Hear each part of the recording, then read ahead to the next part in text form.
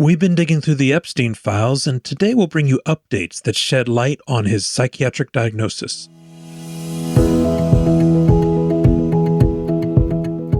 Welcome to the Carlat Psychiatry podcast, keeping psychiatry honest since 2003.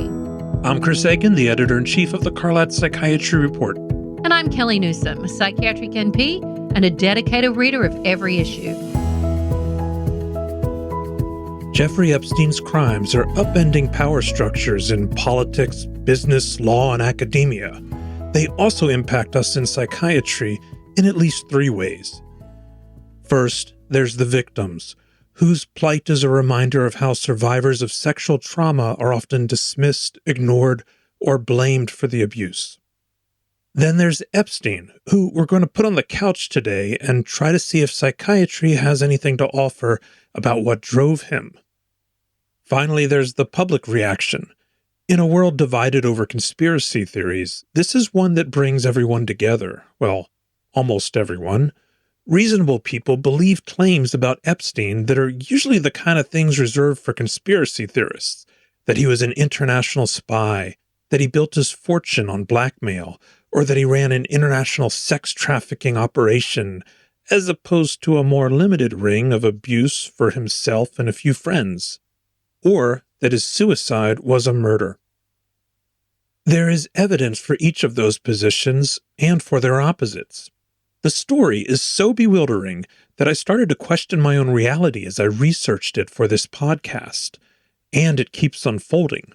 We're going to bring some new revelations in this series, but we're also going to try to stick to the facts. Along the way, you'll learn something about psychiatric disorders that Epstein might have had, and we'll end each episode with clinical research update. Today, an update on the mental health of Generation X. I'm a bit hesitant to do this podcast. Epstein is controversial, but I'm going to stay away from politics and conspiracies in this psychiatric take.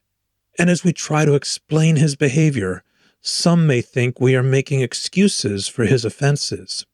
You be the judge of that.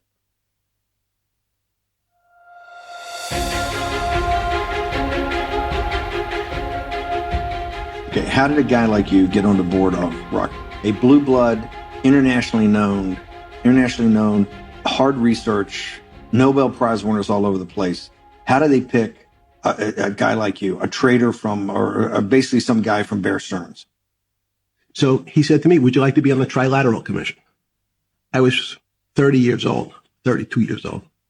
And he said, well, you have to fill out this application so they have your bio.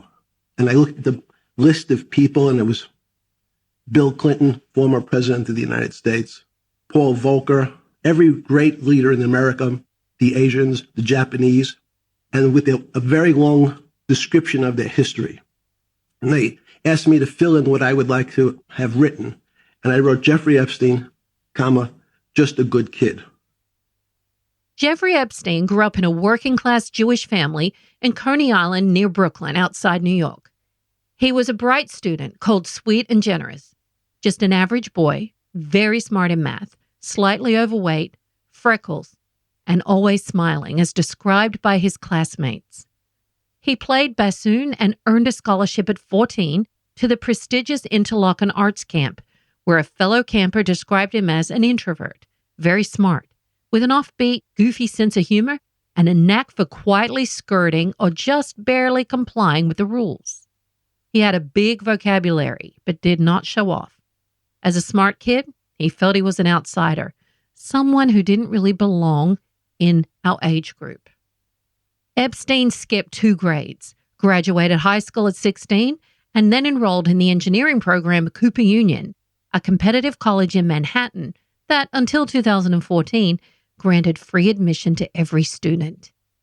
Epstein left Cooper Union to study mathematics at NYU, but dropped out before finishing his undergraduate degree. There's not a trace of antisocial features in his early years.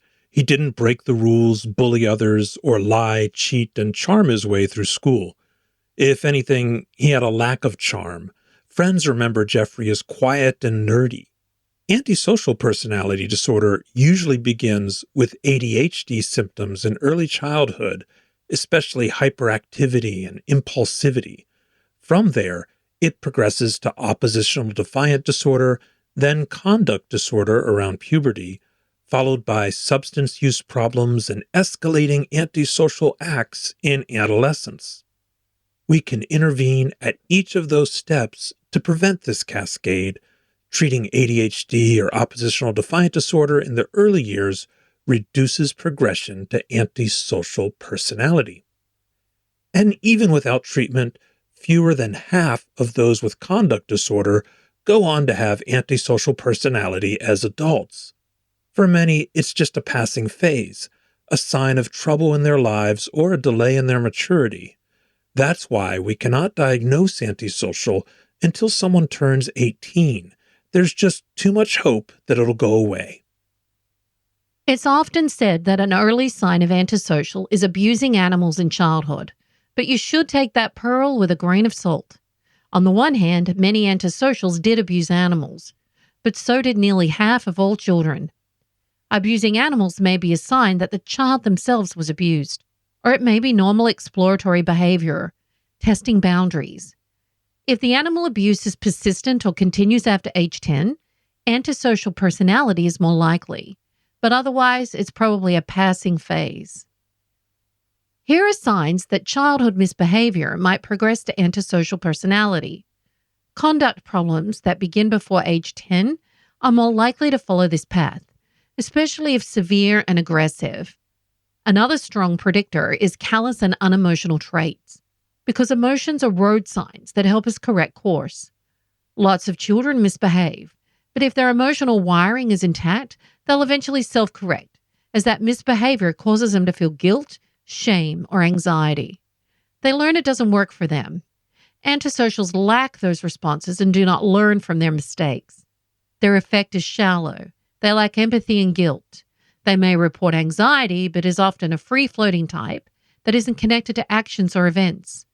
Their anxiety is more likely to lead to self-medicate than to change course.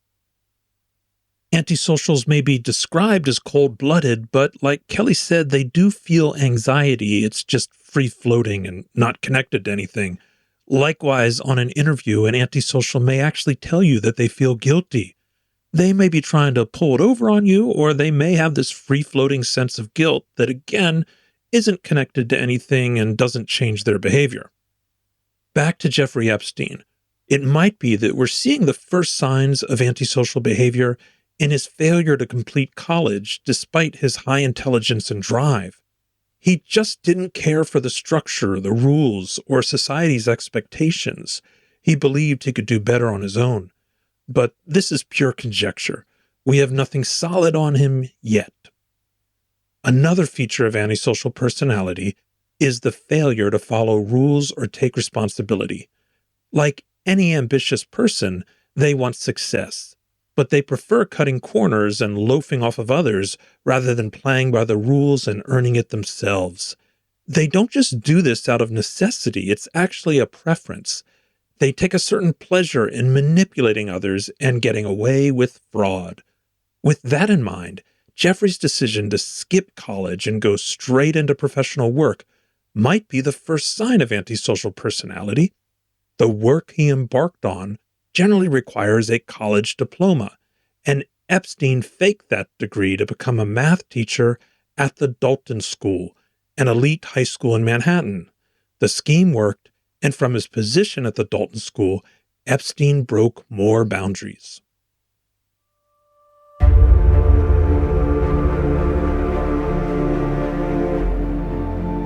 The Dalton School is between Central Park and Park Avenue on the Upper East Side of Manhattan, just above the Metropolitan Museum of Art. The time is September 1974, and a 21-year-old Jeffrey Epstein has just started as a math teacher there. He was hired by the headmaster, Donald Barr, who just published Space Relations, a science fiction novel about a planet ruled by oligarchs who engage in child sex slavery. Earlier, Barr wrote a children's book explaining the glories of atomic energy. It opens with a drawing of an atomic explosion and an exuberant description of the death of 92,000 Japanese civilians in Hiroshima. To illustrate the concept of mass, Barr shows a slender woman fretting over her weight on a scale. Jeffrey Epstein is just 2 years younger than Barr's son, Bill Barr, who at this time is working as a CIA analyst in Washington while finishing law school. Bill Barr will go on to serve as Attorney General to George Bush Sr. and Donald Trump. Once in the classroom, Epstein starts to push boundaries. He delivers lectures wearing a fur coat and gold chain. He attends parties with high school girls and was rumored to date a 16-year-old student. If the rumor is true, and if the relationship between a 16 and 22-year-old was sexual, it would have been a crime in most states, including New York. The age of consent today is similar to what it was in 1974, 16 to 18, and varies by state. Some states have Romeo and Juliet exceptions that allow sexual activity with an age gap of 2 to 4 years, or at least reduce the penalties if they get caught. The name comes from the Shakespeare's ill-fated lovers. Juliet was 13 and Romeo was 3 to 4 years older. But Romeo and Juliet exceptions don't apply if the older partner is in a position of authority, like a coach or a teacher, like Jeffrey was, and they don't apply at all in New York. The age of consent has changed over the past 250 years, usually rising and sometimes falling. In early laws, it only applied to female minors, but it became gender neutral in the past 50 years. In the 1800s, the age of consent was 10 in most U.S. states. But in the 1880s, the Women's Christian Temperance Union pushed for laws against statutory rape, domestic violence, and child prostitution. And these reforms needed a higher age of consent. By the 1920s, they had successfully raised it to 18.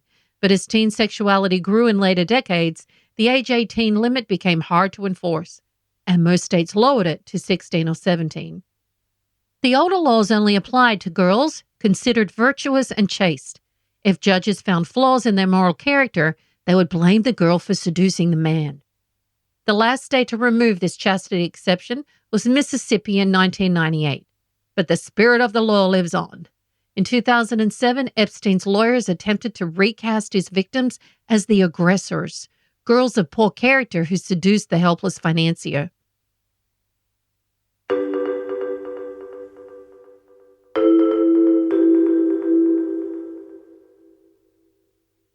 Let's pause for a preview of the CME quiz for this episode. Earn CME for each episode through the link in the show notes. True or false? Treating ADHD with stimulant medication reduces criminal behavior.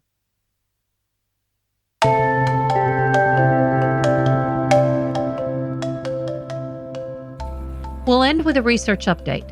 Historical change in midlife development from a cross-national perspective by Frank J. Inferna and colleagues. They compared survey data from 17 countries on middle-aged adults from the silent generation to early Generation X. In other words, those born in the 1930s to early 1970s. What they found is a rise in loneliness and depression, but only for one cohort and only in one country, Gen Xers in the United States. This generation also reports poorer memory and weaker physical strength, but again, only in the U.S. It's easy to complain about the woes of Gen X. Born between 1965 and 1980, they were the latchkey generation who came home to empty houses with both parents working full-time jobs or families split apart by the newly enacted no-fault divorce laws. But they were also surrounded by great economic wealth and relative international peace. No Vietnam War, no world wars to contend with. But wealth has its drawbacks. The researchers point out that the U.S. is unique among developed nations in having wide income inequality, which tends to make the rich more isolated and depressed, and the poor more insecure and depressed. Media consumption, sedentary lifestyle, and processed foods are other side effects of wealth, all of them linked to depression and cognitive decline. America stands out in other ways from the other 16 developed countries in the study. People are more likely to move away from their family supports, and the government provides fewer social services to support growing families and protect the most vulnerable from slipping off the brink. Join the conversation and get daily research updates from Dr. Aiken's Daily Psych Feed. Search for Chris Aiken MD on LinkedIn, Twitter, Facebook, Blue Sky, and that quaintest of social media sites, Threads. Our audio excerpts are from a 2019 interview between Steve Bannon and Jeffrey Epstein that was released by the Department of Justice.